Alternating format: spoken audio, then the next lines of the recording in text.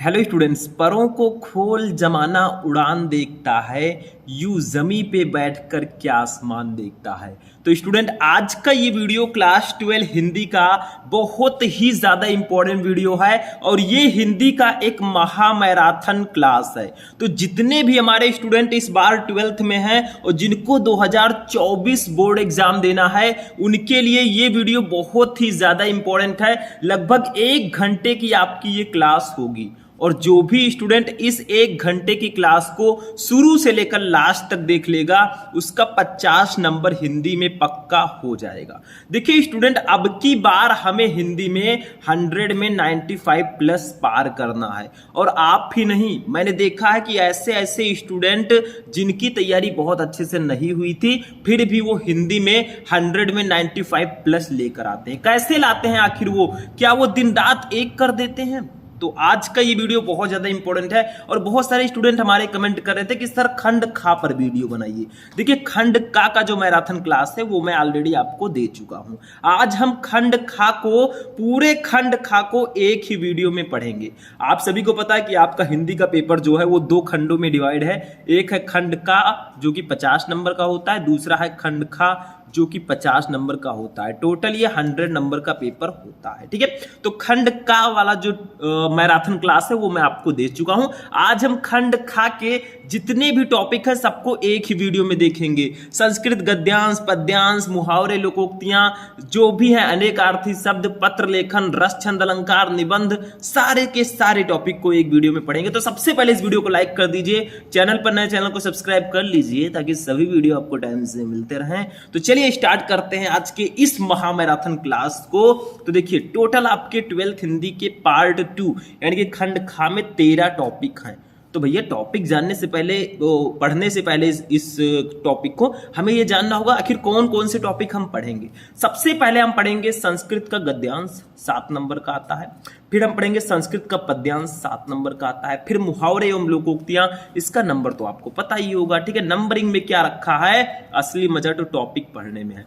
फिर हम पढ़ेंगे अपठित गद्यांश। देखिए स्टूडेंट, पहले आपके हिंदी के पेपर में संधि विच्छेद, विभक्ति और वचन, ये 2 टॉपिक आते थे 5 नंबर के। अब उसी को हटाकर अपठित गद्यांश कर दिया गया है 5 नंबर का। जो आपका अपठित गद्यांश है ये 5 नंबर का आएगा। ठीक है, ये चेंजेस हुआ है, तो इसको मैं अभी आपको बताऊंगा कि आखिर कैसे आपको गद्यांश दिया जाएगा और इसका आंसर कैसे लिखना होगा। सारी चीजें मैं आपको बताऊंगा, टेंशन मत लेना, पूरी तैयारी मैं आपकी कराऊंगा। और जो मैंने आपको बताया है कि हिंदी में 100 में 95 प्लस मैं दिलवा कर रहूंगा। ठीक है, बस आपको हमारे साथ बने रहना है, फुल सपोर्ट करना है अपने गुरुजी का। 5वां देखिए, शब्द युग्म हम पढ़ेंगे। फिर अनेकार्थी शब्द आपका नेक्स्ट टॉपिक है। फिर है अनेक शब्दों के लिए एक शब्द। फिर है वाक्य संशोधन। ठीक है, ये सारे टॉपिक्स मैं अभी बता रहा हूं कि आखिर कौन कौन से टॉपिक हम आज पढ़ने वाले हैं। फिर रहेगा रस, फिर रहेगा छंद, और रस छंद के बाद क्या आता है, रस छंद के बाद आता है अलंकार। ठीक है, अलंकार, ये 2-2 नंबर के सब रहेंगे। फिर रहेगा पत्र लेखन और लास्ट में रहेगा निबंध। यानी कि भैया, जो आपके खंड खा है 50 नंबर का, इसमें जितने भी टॉपिक हैं सारे टॉपिक हम आज पढ़ने वाले हैं। बहुत ही इंटरेस्टिंग वीडियो है। 1 घंटे समय निकाल कर बैठ जाइए, 50 नंबर आपका क्लियर हो जाएगा। लेकिन और भी क्वेश्चंस आपको पढ़ने पड़ेंगे, ऐसे ही मैं और भी मैराथन क्लासेस लाऊंगा। तो चलिए स्टार्ट करते हैं। सबसे पहले हम पढ़ते हैं संस्कृत का महत्वपूर्ण गद्यांश। तो चलिए स्टार्ट करते हैं। तो देखिए स्टूडेंट, आ चुके हैं अपने संस्कृत गद्यांश पर। ये जो टॉपिक है भैया, ये 7 नंबर का आपके एग्जाम में आने वाला है। तो इसको कैसे क्लियर करोगे? देखिए, इसमें 2 गद्यांश रहेंगे, 2 में से किसी एक का आपको संदर्भ के साथ हिंदी में अनुवाद करना है। मतलब ऐसा ही रहेगा, दिए गए संस्कृत गद्यांशों में से किसी एक का संदर्भ हिंदी में अनुवाद कीजिए। पहले तो आपको संदर्भ लिखना है। इसमें आपको संदर्भ में पाठ का नाम केवल लिखना है, क्योंकि इसमें कवि का नाम या लेखक का नाम नहीं दिया गया। ठीक है, देखिए ये आपके किस चैप्टर का है? याज्ञवल्क्यो मैत्रेय मुवाच मैत्रेय उद्यास्यन अहम अस्मात् स्थानादस्मि ततस्ते अनया कात्यायन्या विच्छेदम कर्माण इत मैत्रेय उवाच यदि इदम सर्वा पृथ्वी वित्तेन पूर्णा स्यात् तत्की तेनाह मृत अस्यामित याज्ञवल्क्य उवाच नेति। देखिए भैया ये आपके आत्मज्ञ एवं सर्वज्ञ चैप्टर का है, और पढ़ने में भैया संस्कृत कितना ज़्यादा तेज है हमारा आप सभी को पता है, और कितना ज़्यादा तेज है आप सबका ये मुझको पता है। ठीक है, किसका किसका संस्कृत बहुत अच्छा है कमेंट करके बताइएगा। तो देखिए संस्कृत में ऐसे गद्यांश रहेगा, आपको करना क्या, पहले इसका संदर्भ लिखना है, फिर हिंदी में अनुवाद करना है। तो इसका हिंदी में अनुवाद मैं कर देता हूं। देखिए जितना मुझे पता उतना मैं बता रहा हूं। देखिए याज्ञवल्क्यो मैत्रेय मुवाच मैत्रेय, यानी कि याज्ञवल्क्य ने मैत्रेय से कहा। देखिए याज्ञवल्क्य ने मैत्रेय मुवाच मैत्रेय से कहा, मैत्रेय हे मैत्रेय। अब मैत्रेय कौन है चैप्टर पढ़ेंगे पता चल जाएगा। देखिए उद्यास्यम अहम अस्मात् अस्थाना दस्मी, यानी कि उद्यास्यम मैं जो है अहम अस्मात् अस्थाना दस्मी, यानी कि मैं इस स्थान को छोड़कर ऊपर जाने वाला हूं। ऊपर का मतलब क्या है कि गृहस्थ आश्रम को छोड़कर वो पारिव्राज्य नामक अन्य आश्रम में जाने वाले हैं। ठीक है, जो याज्ञवल्क्य हैं, ठीक है, वो क्या है, वो गृहस्थ आश्रम को छोड़कर इस स्थान से अलग पारिव्राज्य नामक अन्य आश्रम में जा रहे हैं, मतलब ऊपर नहीं जाने वाले हैं। ऊपर का मतलब कुछ और मत समझिएगा। ठीक है, देखिए भैया ये जो चैप्टर है थोड़ा सा मुझे लगता है कि थोड़ा बहुत समझने की जरूरत है। बाकी जो चैप्टर है इसमें वो तो आसान है, बहुत अच्छे से मैं हिंदी में अनुवाद कर सकता हूँ। ठीक है, इस चैप्टर को ध्यान दीजिएगा। देखिए कहीं भी त्रुटि होती है तो आप लोग हिंदी का किताब लेकर संस्कृत का बैठिएगा और उसको समझिएगा। ठीक है, देखिए ततस्ते अनया कात्यायन्या विच्छेदम कर्माण इत। अब वो कहते हैं ततत्ते, ठीक है, अतः अनया कात्यायन्या विच्छेदम कर्मात इत, तो वो कहते हैं अतः इस कात्यायनी नामक दूसरी पत्नी से तुम्हारा संपत्ति का बंटवारा कर दूं। मतलब उनकी दो पत्नियां हैं, तो दूसरी जो पत्नी है वो कह रहे हैं कि क्या मैं इसके साथ तुम्हारा बंटवारा कर दूं। ठीक है, देखिए आगे देखिए मैत्रेय उवाच, यानी कि मैत्रेय ने कहा, क्या कहा, यदि इदम सर्वा पृथ्वी, यदि ये संपूर्ण पृथ्वी वित्तेन पूर्णा, वित्तेन का मतलब धन से पूर्ण हो जाए, स्यात, ठीक है, धन से पूर्ण हो जाए, तत तब भी किम तेना मृता अस्यामित, तब भी क्या मैं उससे अमर हो जाऊंगी। तो फिर मैत्रेय कहती हैं कि यदि ये पूरी धरती, यदि ये पूरी पृथ्वी धन से पूर्ण हो जाए तब भी क्या मैं अमर हो सकती हूँ। मतलब जब याज्ञवल्क्य ने मैत्रेय से कहा कि मैं यहाँ इस स्थान को छोड़कर मैं पारिव्राज्य नामक आश्रम में जा रहा हूँ, तो क्या मैं अपनी कात्यायनी नामक दूसरी पत्नी से तुम्हारा संपत्ति का बंटवारा कर दूं। तो मैत्रेय कहती हैं कि अगर ये पूरी पृथ्वी धन से पूर्ण हो जाए तो क्या मैं अमर हो जाऊंगी। भैया अमर कोई नहीं हो सकता, और पैसा है, पैसा पैसा करती है तो पैसे पे क्यों मरती है। देखिए पैसे से कुछ नहीं होता, ये सारा पैसा छोड़कर एक दिन जाना पड़ेगा। तो खाली हाथ आया है और खाली हाथ जाना है। बहुत सारे स्टूडेंट कहेंगे सर आप पढ़ा रहे हैं कि मुझे डिमोटिवेट कर रहे हैं। ठीक, डिमोटिवेट मैं नहीं कर रहा हूँ, ठीक से समझा रहा हूँ। आगे देखिए याज्ञवल्क्य उवाच नेति, याज्ञवल्क्य ने कहा नहीं। ठीक, तो ये समझ में आ गया। मैंने भैया पूरा समझाने का प्रयास किया, समझ में आ रहा है अच्छी बात है, नहीं समझ में आ रहा है तो मैं समझाऊंगा। देखिए इसको सॉल्व कैसे करोगे, प्रश्नोत्तर संख्या तो आप ही को डालना होगा भैया, मैं डालूंगा नहीं। अब करना क्या है, देखिए इसको सॉल्व करने से पहले एक बात ध्यान रखिएगा, आपको याज्ञवल्क्य जैसे दो गद्यांश दे रहेंगे, एक आपको सॉल्व करना, तो पहले प्रश्नोत्तर संख्या डालिएगा, फिर ऐसे लिखिएगा याज्ञवल्क्यो, ठीक है, फिर डॉट डॉट करके ऐसे ऐसे डॉट डॉट कर दीजिएगा, ठीक है, फिर लिख दीजिएगा उवाच उवाच नेति। ठीक है, मतलब ये मैं क्यों लिख रहा हूं बच्चों, क्योंकि मैं लिख रहा हूं ताकि आपको भी ऐसे ही लिखना है। जो भी आप गद्यांश सॉल्व करें पहले उसका फर्स्ट वर्ड और लास्ट में डॉट डॉट करके उसका लास्ट वर्ड लिख दीजिएगा। इससे एग्जामिनर को पता चल जाएगा कि आपने यही वाला गद्यांश सॉल्व किया है। ठीक है, अब आपको सबसे पहले लिखना है संदर्भ, तो एक प्यारा सा हेडिंग हम डालेंगे भैया। अब देखिए हेडिंग मैं डालूंगा ब्लैक से, क्योंकि आज मैं ब्लैक पेन से ही हेडिंग डालूंगा, क्योंकि बहुत सारे स्टूडेंट क्या करते हैं रंग बिरंगे पेन का यूज कर देते हैं। मैं तो करता हूं भैया, और रंग बिरंगे का यूज नहीं करना है, इसी से अंडरलाइन कर देना है। ठीक है, जो पीला नीला सॉरी पीला हरा लाल ये सब यूज मत कीजिएगा एग्जाम में, नहीं तो नंबर भी लाल लाल मिलेगा, मतलब 0 बटा वैल्यू। ठीक, तो संदर्भ, संदर्भ में क्या लिखेंगे, सिर्फ चैप्टर का नाम देखिए प्रस्तुत,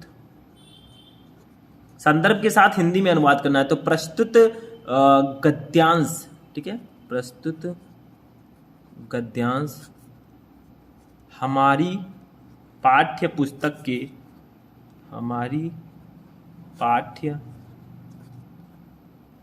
पुस्तक, ठीक है, अब पुस्तक के, ठीक है। संस्कृत भाग, बताइए कौन सा भाग है ये? संस्कृत भाग। भैया संस्कृत है, गद्यांश पद्यांश नहीं है, ठीक है। संस्कृत भाग, तो ऐसे हमने कर दिया संस्कृत भाग, इसको विलेख से लिखिएगा। में संकलित, में संकलित। अब आपको लिखना है पाठ का नाम। पाठ का नाम है आत्मज्ञ, आत्मज्ञ एवं सर्वज्ञ, एवं सर्वज्ञ, ठीक है। नामक पाठ से अवतरित है। नामक, भैया राइटिंग और अच्छे से आप लोग लिखिएगा, राइटिंग अच्छी होनी चाहिए, हमसे भी सुंदर, ठीक है, क्योंकि आप बोर्ड की कॉपी लिखेंगे। जितना भी पूरे साल पढ़ा है, एंजॉय लिया है ना, वो सारा 3 घंटे में आपको दिखाना होगा। कोई भी स्टूडेंट है, आपको लिखने की प्रैक्टिस कर लेनी है एग्जाम से पहले। कॉपी कैसे लिखें इस पर भी मैं वीडियो बनाऊंगा। अगर आप लोग चाहते हैं तो इस वीडियो को ज़्यादा से ज़्यादा लाइक करो, शेयर करो। मैं कॉपी कैसे लिखें पूरी कॉपी में लिखाऊंगा, ठीक है।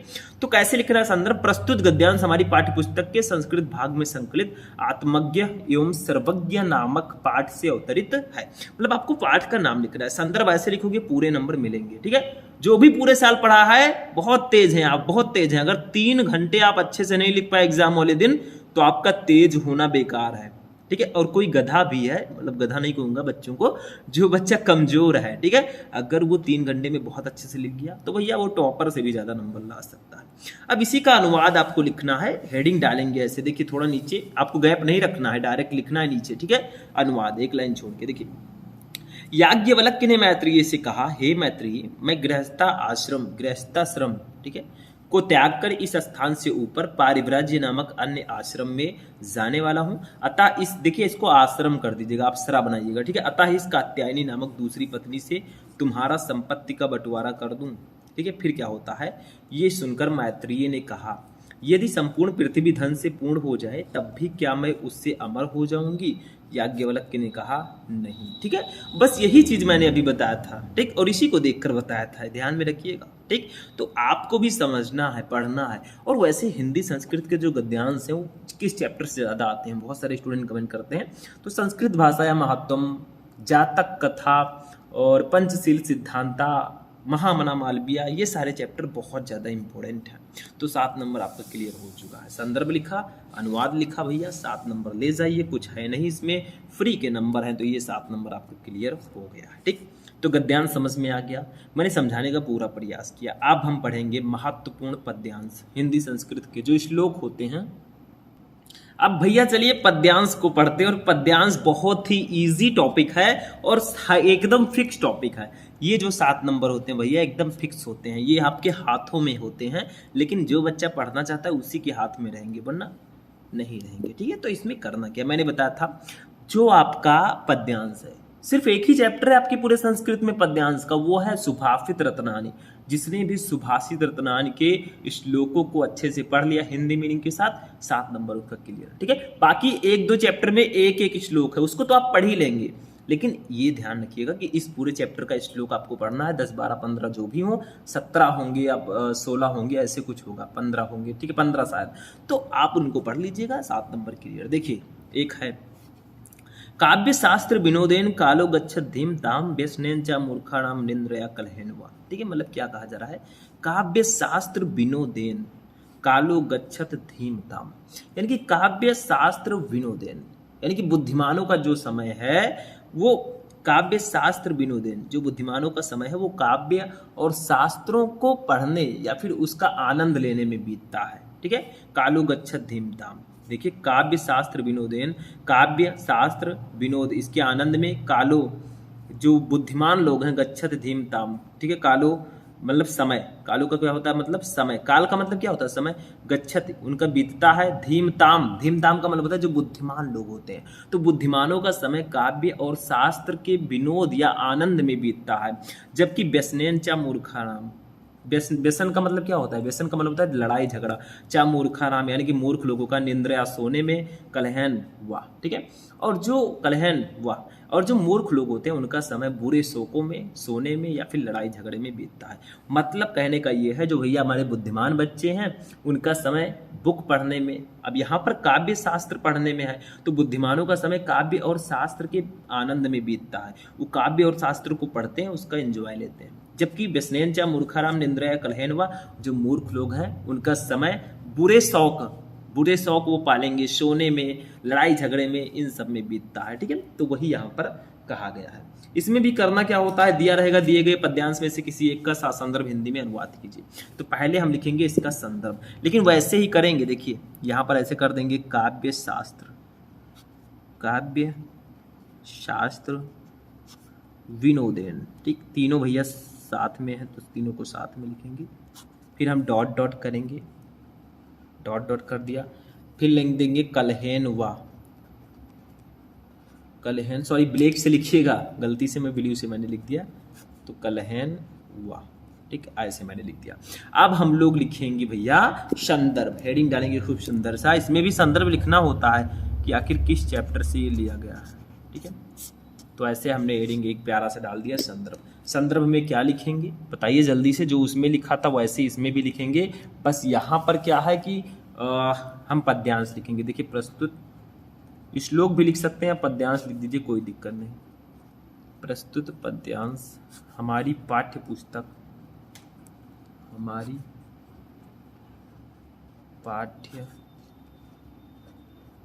पुस्तक के संस्कृत भाग। देखिए कौन सा भाग है मेरे स्टूडेंट्स, ये भी है आपका संस्कृत भाग। ठीक है, तो संस्कृत भाग, ठीक, में संकलित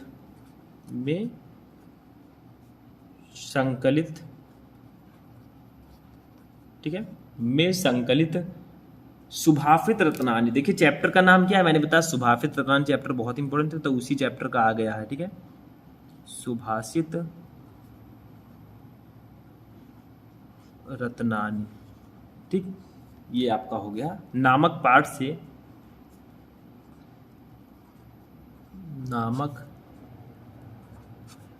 से अवतरित है। ठीक, तो भैया प्रस्तुत पद्यांश, जो ये पद्यांश दिया गया, ये हमारी पाठ्य पुस्तक के संस्कृत भाग में संकलित सुभाषित रत्नानि नामक पाठ से अवतरित है। इसका हिंदी तो मैंने बता ही दिया, काव्य शास्त्र विनोदेन कालो गच्छत धीमताम व्यसनेन च मूर्खाणाम निंद्रया कलहेनवा। ठीक है, देखिए हिंदी क्या होगा, अनुवाद हेडिंग डालेंगे। देखिए बुद्धिमानों का समय काव्य और शास्त्रों की चर्चा के विनोद या फिर आनंद में बीतता है, और मूर्खों का समय बुरे शौकों में, सोने में या लड़ाई झगड़े में बीतता है। बस हो गया 7 नंबर, ये भी क्लियर। ये छोटा होता है उससे भैया, ठीक है, उसके छोटे भाई हैं, तो ये 7 नंबर आपका यहाँ पर फिक्स हो चुका है। ठीक, तो ये 2 टॉपिक स्टार्टिंग के थे, 14 नंबर आपके क्लियर हो चुके हैं। चलिए आगे बढ़ते हैं, नेक्स्ट टॉपिक देखते हैं क्या है।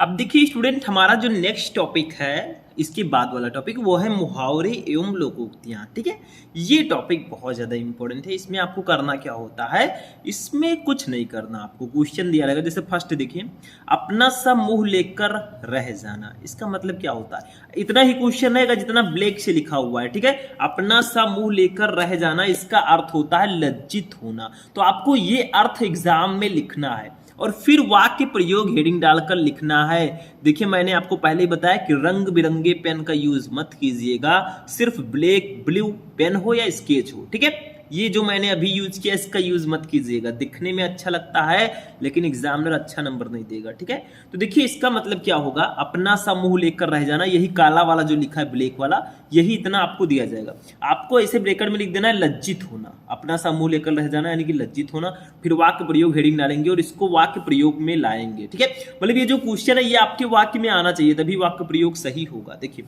राजेश की झूठी बात की वास्तविकता का जब सभी सहकर्मियों को पता चल गया तो राजेश अपना सा मुंह लेकर रह गया। तो इसमें देखिए अपना सा मुंह लेकर रह जाना, ये इस वाक्य में आ गया है, तो ये बिल्कुल सही होगा।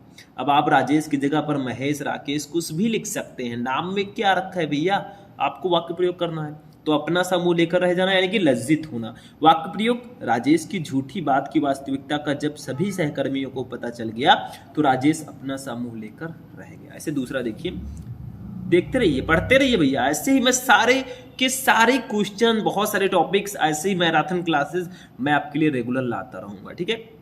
दूसरा देखिए, ईंट से ईंट बजाना, इसका मतलब होता है समूल विनाश करना, ठीक। इसको आप ब्लू पेन से लिखिएगा, ये हेडिंग मॉडल मत लिखिएगा, इसमें जो कुछ लिखा है उस पर ध्यान मत दीजिए, आप इसको ब्लू पेन से लिखिएगा, ये आपको ब्लैक से लिखना है। फिर वाक्य प्रयोग हेडिंग डालिएगा, लिखिएगा, यदि कोई शत्रु देश भारत पर आक्रमण करने का दुस्साहस करेगा तो भारतीय सैनिक उसकी ईंट से ईंट बजा देंगे।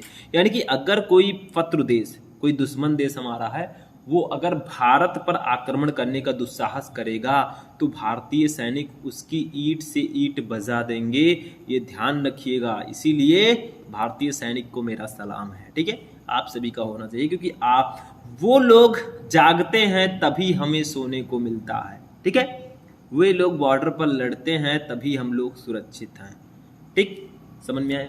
तीसरा देखिए, गाल बजाना, इसका मतलब होता है डींग मारना। बहुत सारे होते हैं कि डींग मारते रहते हैं, अरे लाने वाला हूं भैया मैं फॉर्च्यूनर, ठीक है, जबकि घर में कुछ नहीं है, लाने वाले भैया फॉर्च्यूनर, डींग मारना, ठीक है, मतलब बहुत बड़ी बड़ी बड़ी बातें करना। देखिए, मात्र गाल बजाने से ही तुम किसी काम में सफल नहीं हो सकते, सफलता के लिए कठिन परिश्रम की आवश्यकता होती है। यहाँ पर आप सभी को भी सीखना चाहिए, पढ़ने के लिए, अच्छा नंबर लाने के लिए, टॉपर बनने के लिए कठिन परिश्रम की आवश्यकता होती है। सिर्फ बड़ी बड़ी बोलने से कुछ नहीं होता कि मैं इतना लाऊंगा 90%, मैं 95% लाऊंगा, क्योंकि आप लोगों को इतनी मेहनत, इतनी खामोशी से करो कि सफलता शोर मचा दे, क्योंकि गरजने वाले, बरसने वाले कभी गरजते नहीं हैं। तो किसी से कहो मत मैं इतना लाऊंगा इतना लाऊंगा, आपके अंदर से इतनी तैयारी कर लो रूम में बैठकर कि आपके आसपास वालों को भी पता ना लगे, 6 महीने के लिए बंद कर लो खुद को, पता ना लगे कि बच्चा कर क्या रहा है।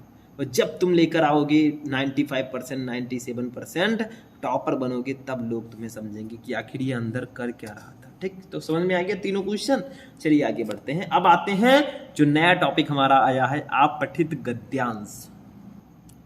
अब देखिए, आप पठित गद्यांश पर हम आ चुके हैं मेरे भाई, और 5 नंबर का ये आएगा स्टूडेंट्स, 5 मार्क्स का, ठीक है। इसमें एक बड़ा सा गद्यांश दिया जाएगा, उसको पढ़ना है, फिर ऑब्जेक्टिव टाइप का क्वेश्चन दिया जाएगा, उसको, उसमें 4 ऑप्शन रहेंगे, सही ऑप्शन लिखना है। देखिए पढ़िए, बंगाल की सस्य श्यामला धरती का सौंदर्य अविस्मरणीय है, इसके मनोहर और उन्मुक्त सौंदर्य को प्रतिभाशाली रचनाकार अपने गीतों, निबंधों और कविताओं में बांधने की कोशिश करते रहते हैं, लेकिन इसके मायावी और लोकोत्तर आकर्षण का रंच मात्र ही वे रूपायित करने में सफल हो पाए हैं। आप विभाजित बंगाल का सौंदर्य किसी भी संवेदनशील मस्तिष्क के भीतर हलचल पैदा कर सकता है। चांदी सी चमकती मीलों लंबी नहरों और नदियों के बीच पन्नों की तरह चमकते हरे भरे खेतों के चित्र संवेदनशील मन को अपूर्व आनंद से भर देते हैं। हरे भरे खेतों में पके दोनों की लहलहाती सुनहरी फसल, हवा में फुसफुसाते लंबे ताड़ के वृक्ष और साल की पक्षियों की बहती हुई मंद मंद हवा, कंचनजंगा के उत्तुंग शिखर, सुंदरवन के घने जंगल, दीघा के सुंदर रेतीले समुद्र तट और उत्तर बंगाल के हरे भरे चाय के बागान आंखों में रचे बसे रहते हैं, ठीक है। मतलब ये अपठित गद्यांश, नाम से स्पष्ट है कि इस गद्यांश को आप पढ़े नहीं रहेंगे। हमारे जो हिंदी का गद्यांश है उसको तो आप पढ़ते हैं, वो पठित होता है, लेकिन ये अपठित है, ठीक है। अभी और है, उसको भी पढ़ते हैं। अब देखिए आगे, प्राकृतिक घटाओं से भरी पूरी ये धरती युगों से महान लेखकों, कवियों और कलाकारों को प्रेरित करती रही है। इस अनोखे वरदान में के केवल वही पात्र हैं जिन्हें इस धरती पर पैदा होने का सौभाग्य मिला है, अथवा वे हैं जो आप विभाजित बंगाल में रह चुके हैं, ठीक। इतना बड़ा आपका गद्यांश है, और भी बड़ा दिया जा सकता है भैया, लेकिन आप लेंथ को देखकर मत डरिए कि इतना बड़ा है, नहीं कर पाएंगे। देखिए 5 क्वेश्चन आएंगे। फर्स्ट है, किसी संवेदनशील मन को अपूर्व आनंद से भर देते हैं। यानी कि यहाँ पर क्वेश्चन जो है वो है, किसी संवेदनशील मन को अपूर्व आनंद से कौन भर देते हैं। 4 ऑप्शन है, नदियों, नहरों और खेतों के चित्र, दूसरा है नदियों, समुद्रों और हीरे पन्नों के दृश्य, तीसरा है चांदी की चमक और पन्नों की हरियाली, और चौथा है फसलों और पेड़ों के मिले जुले दृश्य, ठीक है।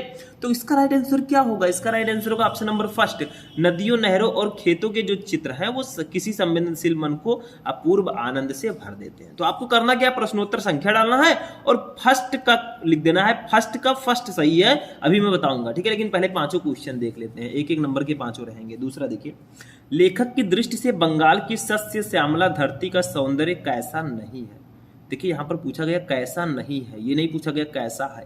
तो देखिए फर्स्ट है अविस्मरणीय, सेकंड है मायावी, थर्ड है आकर्षक, फोर्थ है असामान्य। तो इसका राइट आंसर होगा असामान्य। देखिए लेखक की दृष्टि से बंगाल की सस्य श्यामला जो है वो धरती का सौंदर्य अविस्मरणीय भी है, मायावी भी है, आकर्षक भी है, लेकिन ये असामान्य नहीं है। ठीक है, तो ये नहीं पूछा गया था कि कौन नहीं है, तो ये भैया नहीं है। अभी मैं आंसर बताऊंगा। तीसरा देखिए, निम्नलिखित में से कौन सा युग्म गद्यांश के आधार पर सही है। मतलब आपको इसी गद्यांश में सबका आंसर मिल जाएगा। ठीक है, फर्स्ट है फसल घनी, सेकंड है समुद्र तट रेतीले, थर्ड है कंचनजंघा मंद हवा, फोर्थ है चाय बागान सुनहरे। तो इसका राइट आंसर होगा ऑप्शन नंबर सेकंड, समुद्र तट रेतीले। ये जो है ये गद्यांश के आधार पर बिल्कुल सही है। ठीक है, चौथा देखिए, बंगाल की भूमि के विषय में कथन और कारण की सत्यता परखिए। यानी कि कौन सा कथन सही है और कौन सा कारण सही है। ठीक है, इसमें दो कथन और कारण दिए गए थे, वो मैं लिख देता हूं, शायद इसमें नहीं लिखा है लेकिन लिखना पड़ेगा। ठीक, तो देखिए ऐसे आपका एक कथन दिया गया है, एक कारण दिया गया है। मतलब आपसे कहा जा रहा है कि बंगाल की भूमि के विषय में कथन और कारण की सत्यता परखिए कि कौन सही है कौन गलत है। तो कथन है कि ये धरती युगों से महान लेखकों, कवियों और कलाकारों को प्रेरित करती रही है, और कारण है ये धरती युगों से प्राकृतिक छटाओं से भरपूर है। तो बताइए कौन सा सही है। फर्स्ट है कथन और कारण दोनों असत्य हैं, दोनों गलत हैं। सेकंड है कथन और कारण दोनों सत्य हैं, यानी कि सही है। तीसरा कथन सत्य पर कारण असत्य है। चौथा है कथन असत्य है पर कारण सत्य है। मतलब इसमें आपको बताना है कि कथन सत्य है कि कारण सत्य है, या दोनों असत्य हैं, या कैसा है। ठीक है, तो देखिए इसका राइट आंसर हो जाएगा ऑप्शन नंबर सेकंड, कथन और कारण दोनों सही हैं। देखिए इसमें जो है कथन, ये धरती युगों से महान लेखकों, कवियों और कलाकारों को प्रेरित करती रही है, ये भी सही है। और ये धरती युगों से प्राकृतिक छटाओं से भरपूर है, ये भी सही है। तो यानी कि कथन और कारण दोनों सत्य हैं, तो दूसरा ऑप्शन सही होगा। ठीक, एक एक नंबर का रहेगा सारा क्वेश्चन। पांचवा देखिए, इस गद्यांश का केंद्रीय विषय क्या है। फर्स्ट है बंगाल के जादू को बताना, सेकंड है अविभाजित बंगाल की धरती का सौंदर्य, थर्ड है बंगाल में बिताए दिनों की याद, फोर्थ है प्रकृति का मनुष्य के ऊपर पड़ने वाला प्रभाव। तो भैया सिंपल सा है, दूसरा सही है। अविभाजित बंगाल की धरती का सौंदर्य मेनली बताया गया, तो यही सही होगा। तो आपको करना क्या है, अब उठाना है एक पेज और इसका आंसर आपको फटाफट लिख देना है। ठीक है, तो देखिए मैंने एक पेज ले लिया है।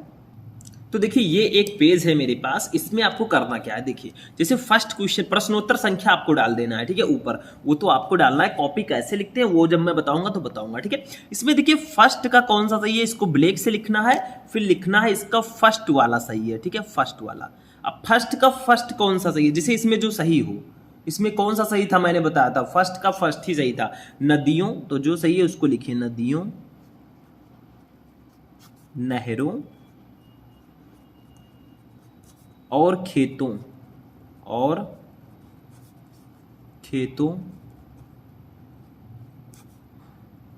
के चित्र। ठीक है, ये ऑप्शन सही है, तो इसको सही कर देंगे। ठीक है, ऐसे दूसरे क्वेश्चन में देखिए कौन सा सही है, लेखक की दृष्टि से बंगाल की सस्य श्यामला धरती का सौंदर्य कैसा नहीं है, तो वो असामान्य नहीं है, तो चौथा सही है। तो ऐसे हम एक लाइन छोड़ के लिखेंगे, दूसरे का जो है ये चौथा वाला सही है। ऐसे 4 लिख दीजिएगा तब लिखिएगा। अब 4 कौन सा है, देखिए असामान्य, तो यहां पर सिर्फ लिख देंगे असामान्य,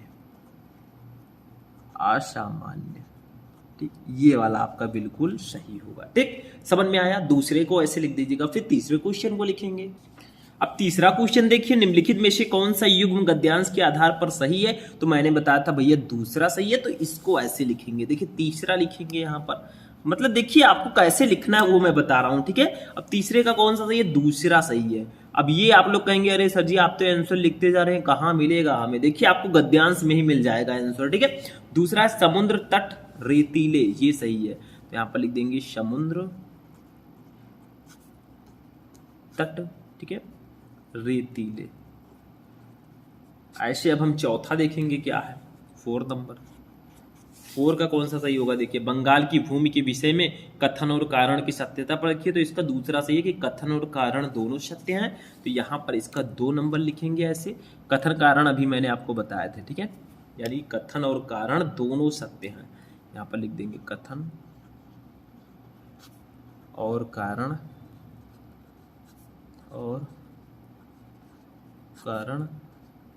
दोनों सत्य हैं। ठीक है। पांचवा देखिए 5 नंबर, ऐसे 5 नंबर डालेंगे और पांचवा लिखेंगे। देखिए पांचवा क्वेश्चन हमारा था कि इस गद्यांश का केंद्रीय विषय क्या है। तो दूसरा आपका सही था, अविभाजित बंगाल की धरती का सौंदर्य। तो पांचवा का जो है दूसरा सही है। ठीक है, क्या है ये, अविभाजित बंगाल की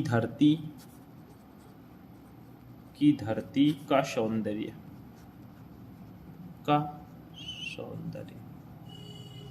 ठीक है, ये सही है भैया। बस पांचों का आंसर हमने लिख दिया, यही लिखना है मेरे स्टूडेंट।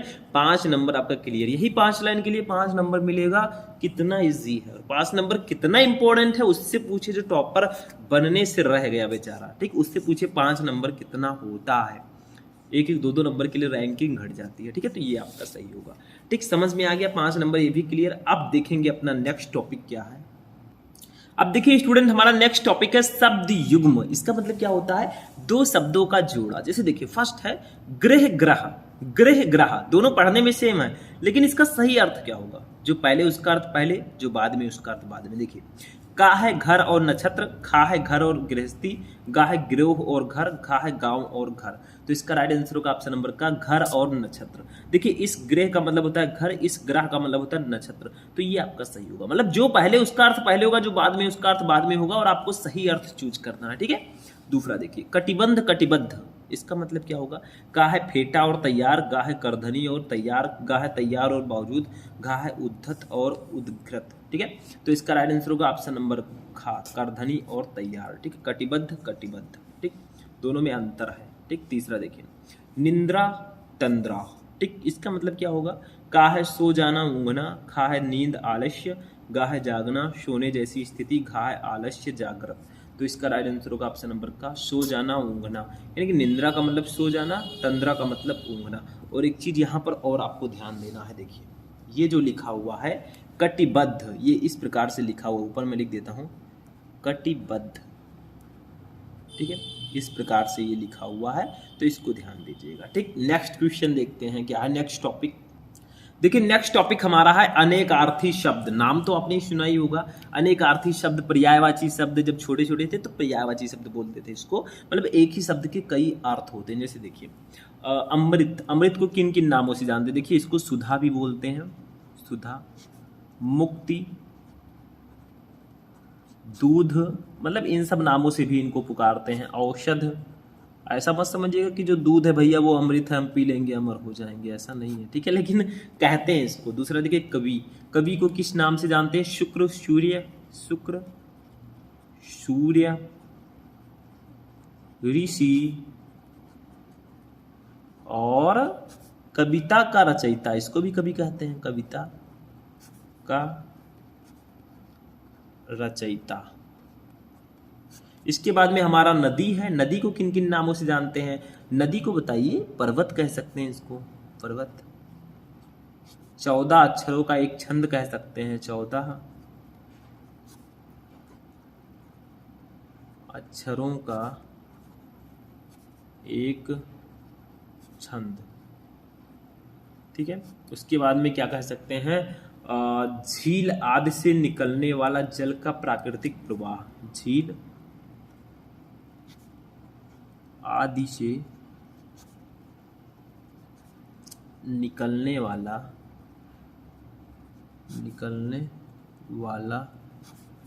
जल का प्राकृतिक प्रवाह, प्राकृतिक प्रवाह। ठीक है, ये नदी है भैया, इसको इस सब नामों से जानते हैं, थोड़ा लॉन्ग नेम है but no problem. Next question अब हम देखेंगे, क्वेश्चन नंबर नेक्स्ट टॉपिक देखेंगे। ठीक है, जो कि हमारा अनेक शब्दों के लिए एक शब्द। टॉपिक का नाम तो मैंने पहले ही बता दिया आपको स्टार्टिंग करने से पहले वीडियो को। ठीक है, चलिए देखते हैं। देखिए नेक्स्ट टॉपिक है अनेक शब्दों के लिए एक शब्द। इंग्लिश में क्या बोलेंगे, वन वर्ड सब्स्टिट्यूशन, नाम सुना होगा, मतलब अनेक शब्द के लिए एक शब्द बताना। देखिए जिसका चिंतन ना किया जा सके उसे एक शब्द में हम क्या कहेंगे, जिसका चिंतन ना किया जा सके उसे हम लोग बोलेंगे अचिंत्य, अचिंत्य। दूसरा देखिए, दूसरा है कभी निष्फल ना होने वाला, इसको एक शब्द में हम बोलते हैं अमोघ, मतलब एक शब्द में, जैसे देखिए, जो ईश्वर में विश्वास रखता हो उसको आस्तिक बोलेंगे, जो ईश्वर में विश्वास न रखता हो उसको नास्तिक बोलेंगे। ठीक है, समझ में आया? तो इस प्रकार से। तीसरा देखिए, खाने के बाद बचा जूठा भोजन, जो खाने के बाद जो जूठा भोजन बचता है ना, उसको हम लोग कहते हैं उच्छिष्ट। उच्छिष्ट, लेकिन इसको कौन बोल पाएगा कि भैया उच्छिष्ट को उधर रख दो। यही कहते हैं कि जो बच गया खाना उसको रख दीजिए, कोई खा लेगा। ठीक है, डॉगीज वॉगीज। तो ये आपका होता है थर्ड क्वेश्चन। ठीक है, तो ये टॉपिक समझ में आ गया अनेक शब्दों के लिए। सर बहुत क्वेश्चन है, इसमें पढ़ना पड़ेगा मेरे दोस्त। पढ़ाई ही एक ऐसी चीज है जो किसी भी गरीब से गरीब व्यक्ति को बहुत आगे ले जा सकती है, अमीर बना सकती है। ठीक है, ये ध्यान रखिएगा। चलिए आगे बढ़ते हैं। नेक्स्ट देखिए, हमारा टॉपिक है वाक्य संशोधन। मतलब इसमें क्या होगा, आपको वाक्य दिया जाएगा, उसमें गलती रहेगी, उसको सही करके लिखना होगा। जैसे देखिए, मैं यह पुस्तक पढ़ा हूं, तो मैं यह पुस्तक पढ़ा हूं, ये थोड़ा पढ़ने में अजीब नहीं लग रहा है, बहुत अच्छा नहीं लग रहा, फीलिंग बैड। ठीक, इसको कैसे लिखेंगे, मैंने ये पुस्तक पढ़ी है। अब देखिए कितना अच्छा लग रहा है, मैंने ये पुस्तक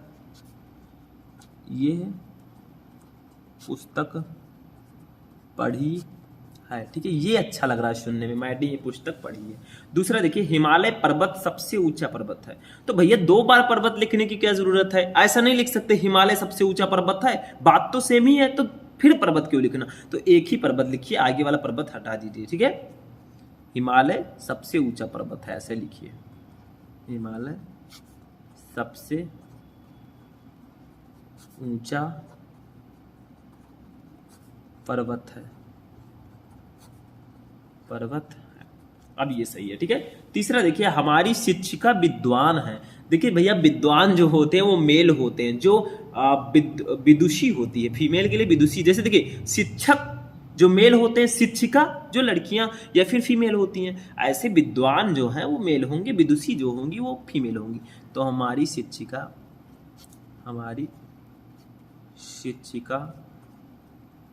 विदुषी हैं,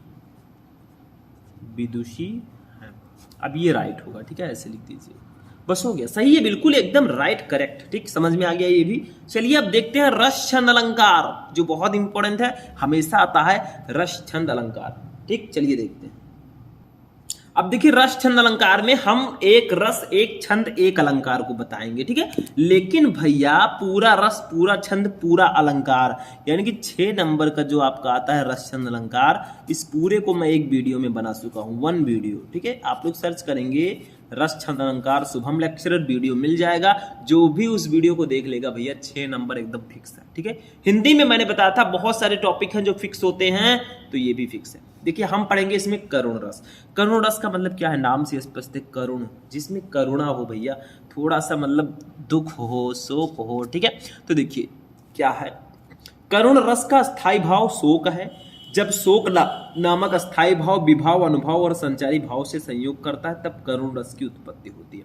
देखिए, अगर आपको रस का अस्थायी भाव पता है तो आप परिभाषा बहुत अच्छे से बता सकते हैं। अगर हास्य रस होता तो क्या लिखते, हास्य रस का अस्थायी भाव हास है। जब हास नामक अस्थायी भाव विभाव, अनुभव और संचारी भाव से संयोग करता है तो हास्य रस की उत्पत्ति होती है। वीर रस होता तो वीर रस का अस्थायी भाव उत्साह है। जब उत्साह नामक अस्थायी भाव विभाव, अनुभव और संचारी भाव से पुष्ट करता है, तब वीर रस की उत्पत्ति होती है। मतलब अगर आपको स्थायी भाव पता है तो इसी तरह से आप डेफिनेशन भी लिख सकते हैं, परिभाषा। उदाहरण समझते हैं भैया, क्योंकि आपको परिभाषा के साथ उदाहरण भी बताना होता है, इसको ब्लेग यूज करिएगा। ठीक, कितनी बार बताऊं आपको। ठीक, तो उदाहरण देखिए, क्या लिखेंगे, क्यों छलक रहा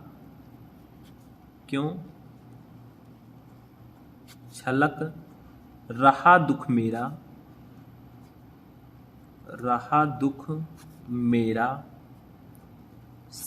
उषा की मृदु पलकों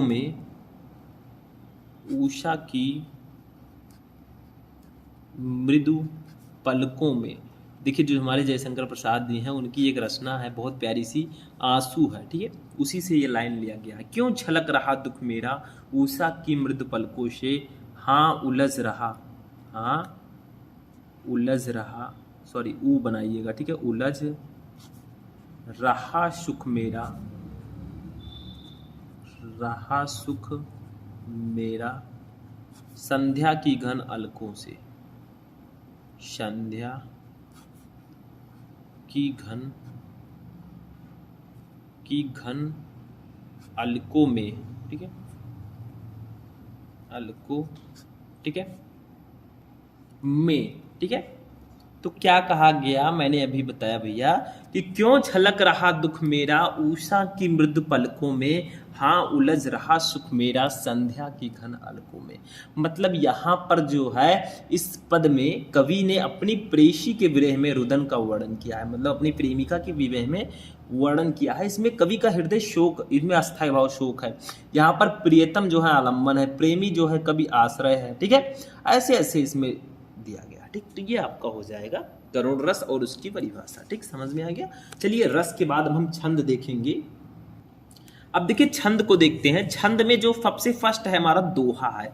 दोहा नाम तो सुना ही होगा। देखिए दोहा क्या है, दोहा अर्धसमात्रिक छंद है। इसमें 4 चरण होते हैं। इसके पहले और तीसरे चरण में 13-13 मात्राएं और दूसरे तथा चौथे चरण में 11-11 मात्राएं होती हैं। बस हो गया, यही परिभाषा है कि दोहा अर्धसमात्रिक छंद है। इसमें 4 चरण होंगे, पहले एवं तीसरे चरण में 13-13 मात्राएं और दूसरे एवं चौथे चरण में 11-11 मात्राएं होंगी। उदाहरण समझिए, मात्राएं गिनना सीखिए, हो जाएगा काम, ठीक है। तो यहाँ पर लिखेंगे उदाहरण, प्यारा सा एक हेडिंग डालेंगे और इसका उदाहरण समझेंगे। देखिए उदाहरण में क्या समझेंगे, ध्यान से समझिएगा, हमें मात्रा भी गिनना है। देखिए मेरी भव बाधा, भव बाधा हरो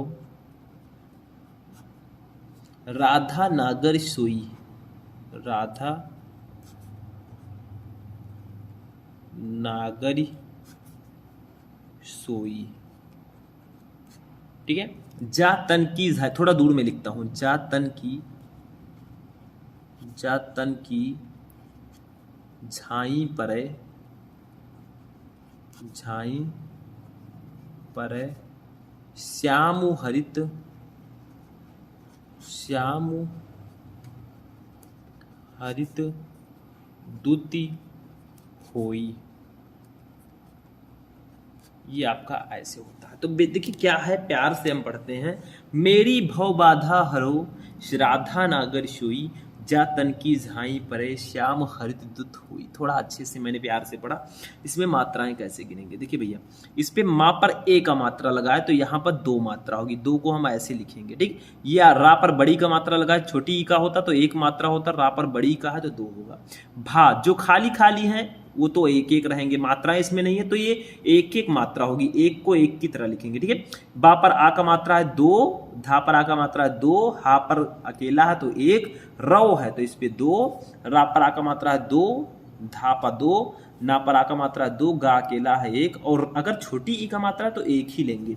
सो पर ओ का मात्रा है 2 और इस पर 1। देखिए कितनी है, ये पहला चरण है, दूसरा, ये तीसरा, ये चौथा। ध्यान रखिएगा दोहा में 4 चरण होते हैं, तो पहला, दूसरा, तीसरा, चौथा, ठीक। तो पहले और तीसरे इसको भी कर देते हैं। इसका 2 होगा, 1-1 2 2 2 1 2, ठीक, इतना। अब आप अगर समझ गए होंगे तो ऐसे ऐसे मात्राएं फटाफट लिखते चले जाएंगे। देखिए आधा सा का कोई मात्रा नहीं होगा, डायरेक्टली हम या का देखेंगे तो इसमें 2 होगा, मुंह का 1 होगा, ठीक, हा का 1 1 1 1 1 2 1, ठीक। अब गिनिए, ये पहला चरण है, ये तीसरा है, तो पहले तीसरे में होना चाहिए 13-13। तो देखिए 2 2 4 1 5 1 6 2 8 2 10 11 2 13, और तीसरे में 2 1 3 1 4 2 6 2 8 2 10 11 2 13। तो पहले हम तीसरे चरण में 13-13 मात्रा है, दूसरे और चौथे में 11-11 होना चाहिए। तो देखिए 2 2 4 2 6 1 7 1 8 2 10 11, 2 1 3 1 4 5 6 7 8 2 10 11। तो दूसरे और चौथे में 11-11 है, तो ये आपका दोहा होगा, ठीक। तो दोहा जो है ये अर्धसमात्रिक छंद है। इसमें 4 चरण होते हैं, पहले एवं तीसरे में 13-13 मात्राएं, दूसरे तथा चौथे में 11-11 होंगी। तो मेरी भव बाधा हरो राधा नागर सोई, जा तन की झाई परे श्याम हरित दुत होई। तो ये आपका एग्जाम्पल हो गया। मात्राएं गिनना भी मैंने आपको बता दिया, क्योंकि जब तक छोड़ेंगे नहीं, सॉरी, जब तक तोड़ेंगे नहीं तब तक छोड़ेंगे नहीं, सिंपल सा है, ठीक है। 95+ लेकर आएंगे। चलिए नेक्स्ट टॉपिक देखते हैं, जो कि है अलंकार। अब देखिए स्टूडेंट, अलंकार जो है 2 नंबर का ये भी आएगा। इसमें मैंने यमक अलंकार को लिया है, ठीक है। यमक अलंकार, देखिए यमक अलंकार क्या होता है, जब एक ही शब्द 2 या 2 से अधिक बार आता है और भिन्न भिन्न अर्थों में प्रयुक्त होता है तो वहां यमक अलंकार होता है। मतलब जब एक ही शब्द 1 से अधिक बार आए, एक ही शब्द 2 या 2 से अधिक बार आए और भिन्न भिन्न अर्थ भी हो तो वहां पर यमक अलंकार होता है। जैसे अब हम लेंगे यहाँ पर एग्जाम्पल, ये ध्यान रखिएगा एग्जाम्पल भी बहुत ज़्यादा इंपॉर्टेंट है, तो लिखना है आपको, ठीक।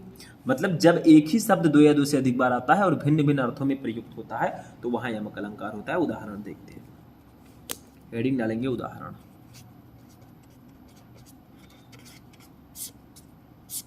देखिए उदाहरण में हमने ले लिया है, देखिए काली घटा का घमंड घटा।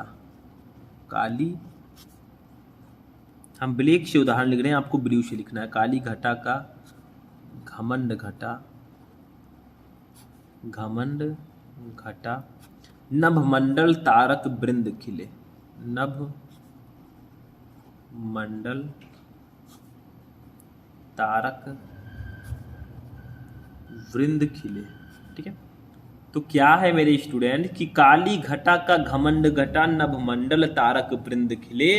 तो इसका स्पष्टीकरण लिखना होगा कि आखिर इसमें कैसा क्या है, आखिर कैसे दो या एक ही शब्द दो या दो से अधिक बार आया है, उसका अर्थ भिन्न भिन्न है, ये आपको स्पष्ट करके बताना होगा, तभी पूरा नंबर मिलेगा। वैसे भी आप लिख देंगे मिल जाएगा, लेकिन स्पष्टीकरण लिख दीजिए। लिखिए इस उदाहरण में, इस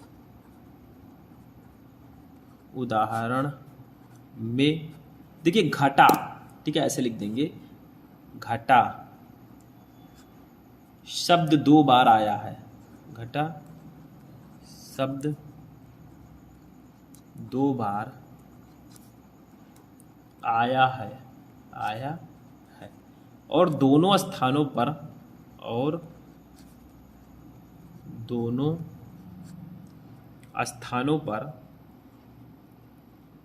स्थानों पर इसका अर्थ भिन्न भिन्न है। इसका अर्थ भिन्न भिन्न है, ठीक है।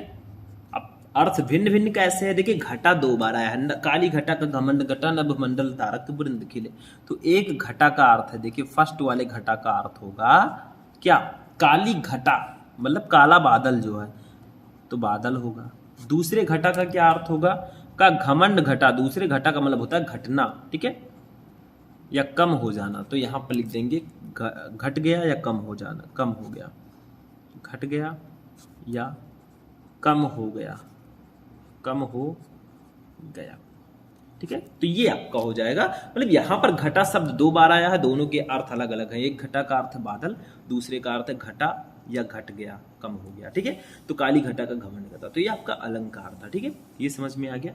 अब अपने नेक्स्ट टॉपिक को देखेंगे जो कि है पत्र लेखन। चलिए देखते हैं।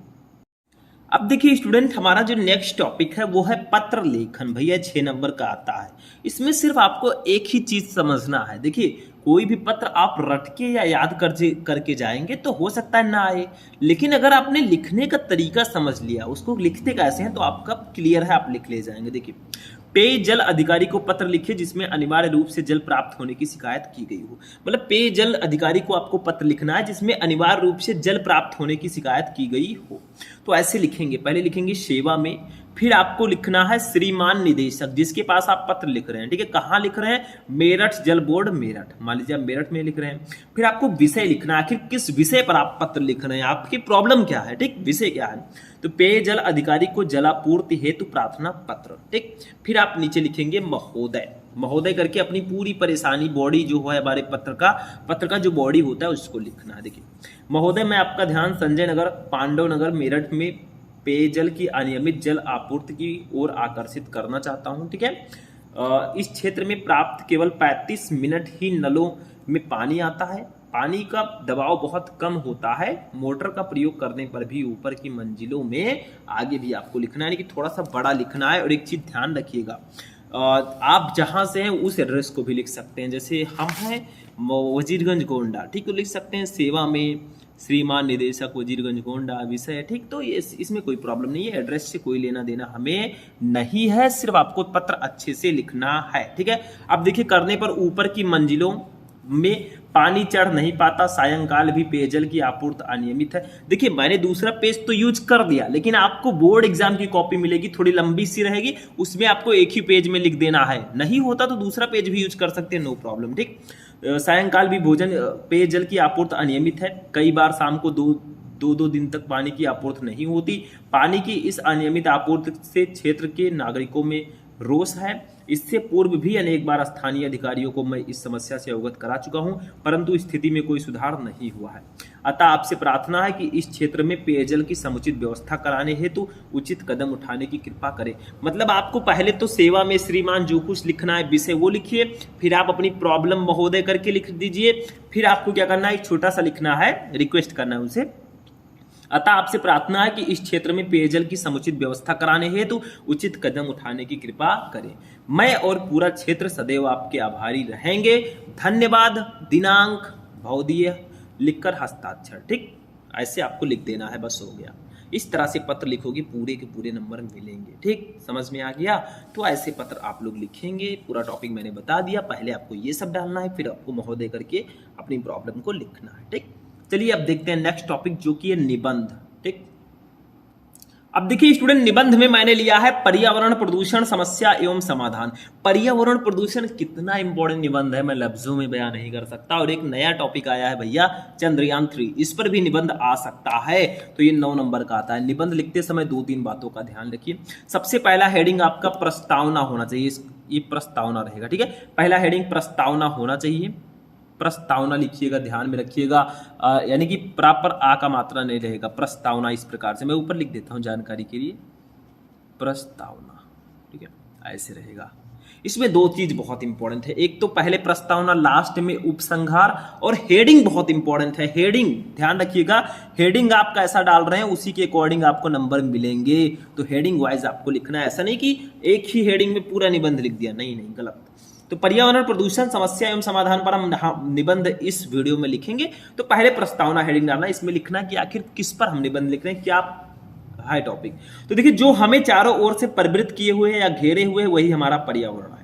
इस पर्यावरण के प्रति जागरूकता आज की प्रमुख आवश्यकता है, क्योंकि यह प्रदूषित हो रहा है, हमारा पर्यावरण निरंतर प्रदूषित हो रहा है। प्रदूषण की समस्या प्राचीन एवं मध्यकालीन भारत के लिए अज्ञात थी।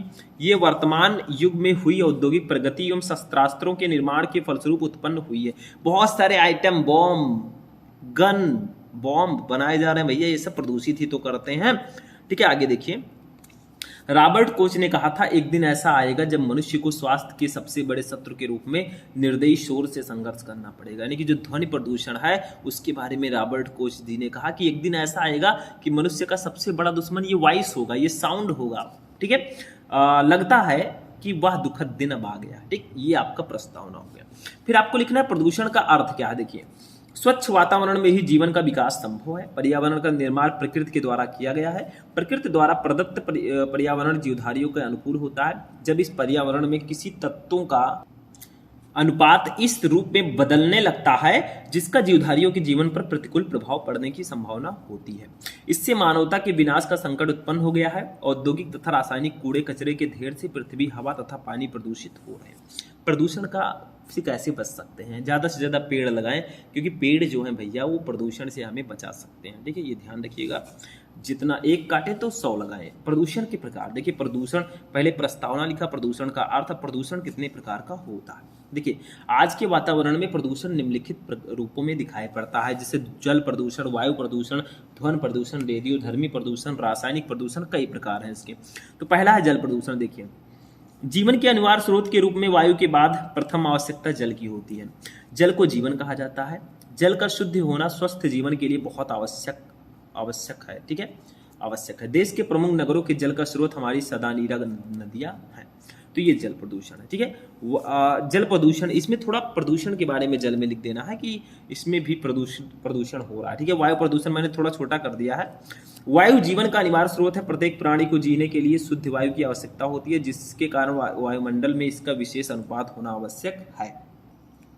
जीवधारी श्वास द्वारा ऑक्सीजन ग्रहण करता है और कार्बन डाइऑक्साइड छोड़ता है। पेड़ पौधे कार्बन डाइऑक्साइड लेते हैं और हमें ऑक्सीजन प्रदान करते हैं। देखिए, पेड़ जो पौधे हैं कितना ज्यादा इंपॉर्टेंट है हमारे लाइफ के लिए। जो कार्बन डाइऑक्साइड हम छोड़ते हैं वो पेड़ पौधे लेते हैं, जो ऑक्सीजन हम ग्रहण करते हैं वो पेड़ पौधे छोड़ते हैं। यानी कि पेड़ पौधे हमें ऑक्सीजन दे रहे हैं, हम लोग उसको ग्रहण कर रहे हैं।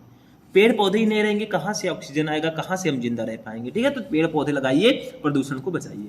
तीसरा, ध्वनि प्रदूषण। ध्वनि प्रदूषण आज की एक नई समस्या है, इसे वैज्ञानिक प्रगति ने पैदा किया है। मोटर कार, ट्रैक्टर, जेट विमान, कारखानों की सायरन, मशीनें, लाउड स्पीकर आदि ध्वनि से श्रवण शक्ति का ह्रास तो होता ही है, साथ ही कार्य करने की क्षमता पर भी बुरा प्रभाव पड़ता है। जो ट्रैक्टर, मोटरसाइकिल, जेट विमान, कारखाने जो ये सब बजते हैं ना, सायरन वायरन, लाउड स्पीकर, डीजे बिक्की, ठीक है, डांस करते हैं, ये सब बहुत हानिकारक है हमारे लिए। चौथा देखिए, रेडियोधर्मी प्रदूषण। आज के युग में वैज्ञानिक परीक्षणों का जोर है, परमाणु परीक्षण निरंतर होते ही रहते हैं। इनके विस्फोट से रेडियोधर्मी प्रदूषण वायुमंडल में फैल जाते हैं और अनेक प्रकार से जीवन क्षति पहुंचाते हैं। पांचवा, रासायनिक प्रदूषण। कारखानों से बहते हुए अवशिष्ट द्रव्यों के अतिरिक्त उपज में वृद्धि की दृष्टि से प्रयुक्त कीटनाशक, ठीक है, ये जो कीटनाशक प्रयोग किए जाते हैं, दवाइयां और रासायनिक खाद से भी स्वास्थ्य पर प्रतिकूल प्रभाव पड़ता है। अब ये तो हो गया प्रदूषण के प्रकार। कितना हेडिंग है, जितना हेडिंग डालोगे उतना अच्छा नंबर मिलेगा। देखिए नेक्स्ट हेडिंग है प्रदूषण की समस्या और उससे हानियां। निरंतर बढ़ती हुई मानव जनसंख्या, रेगिस्तान का बढ़ते जाना, ठीक है, भूमि का कटाव, ओजोन की परत का सिकुड़ना, धरती के तापमान में वृद्धि, वनों के विनाश और औद्योगिकरण में विश्व के सम्मुख प्रदूषण की समस्या पैदा कर दी है। देखिए निरंतर बढ़ती जनसंख्या भी बहुत बड़ा कारण है। ठीक है, देखिए वनों के विनाश तथा औद्योगिकरण ने विश्व के सम्मुख, साथ ही श्वसन गति और नाड़ी गति में उतार चढ़ाव, जठरांत्र की गतिशीलता में कमी तथा रुधिर परिसंचरण एवं हृदय पेशी के गुणों में भी परिवर्तन हो जाता है तथा प्रदूषण जन्य अनेकानेक बीमारियों से पीड़ित मनुष्य समय समय से पूर्ण ही मृत्यु का ग्रास बन जाता है।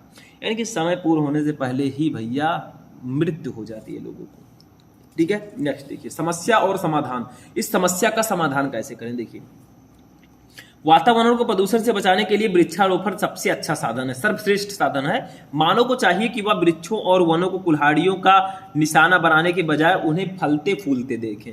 मतलब कुल्हाड़ियों का निशाना मत बनाओ, उन्हें ना काटो मेरे दोस्त, काटोगे तो तुम भी एक दिन पछताओगे। ठीक, तो उनको काटने के बजाय उनको फलता फूलता देखें तथा सुंदर पशु पक्षियों को अपना भोजन बनाने के बजाय उनकी सुरक्षा करें। तकनीकी ज्ञान का उपयोग खोए हुए पर्यावरण को फिर से प्राप्त करने पर बल देने के लिए किया जाना चाहिए। वायु प्रदूषण से बचने के लिए हर प्रकार की गंदगी एवं कचरों को विधिवत समाप्त करने के उपाय निरंतर किए जाने चाहिए। जल प्रदूषण को नियंत्रित करने के लिए औद्योगिक संस्थानों में ऐसी व्यवस्था की जानी चाहिए। ठीक है, उपसंहार लास्ट हेडिंग रहेगा। पर्यावरण पे देखिए आप जो प्रदूषण के प्रकार मैंने बताया उसमें थोड़ा बहुत बढ़ा चढ़ाकर और लिख लीजिएगा। ठीक है, समझ में आया? उपसंहार में देखिए पर्यावरण में होने वाले प्रदूषण को रोकने व उसके समुचित संरक्षण के लिए समस्त विश्व में एक नई चेतना उत्पन्न हुई है। हम सभी का उत्तरदायित्व है कि चारों ओर बढ़ते इस प्रदूषित वातावरण के खतरों के प्रति सचेत हों तथा पूर्ण मनोयोग से संपूर्ण परिवेश को स्वच्छ व सुंदर बनाने का यत्न करें। ठीक है, तो ये हमारा निबंध था और यही हमारा लास्ट टॉपिक भी था। तो भैया आज का जो ये महामैराथन क्लास है हिंदी का वो यहीं पर फिनिश हुआ। पूरे 50 नंबर के जो टॉपिक थे पूरा खंड खा आपका एक वीडियो में फिनिश हो गया। लगभग 1 घंटे की क्लास है भैया, जिसने देख लिया होगा उसका मानव कल्याण हो जाएगा। ठीक है, तो ये महामैराथन क्लास था। आज की ये क्लास यहीं पर फिनिश होगी। इस वीडियो को लाइक कीजिएगा, चैनल को सब्सक्राइब कर लीजिएगा, इस वीडियो को अपने दोस्तों के साथ शेयर कीजिएगा। तो चलिए मिलते हैं नेक्स्ट वीडियो में नेक्स्ट टॉपिक के साथ। तब तक के लिए जय हिंद।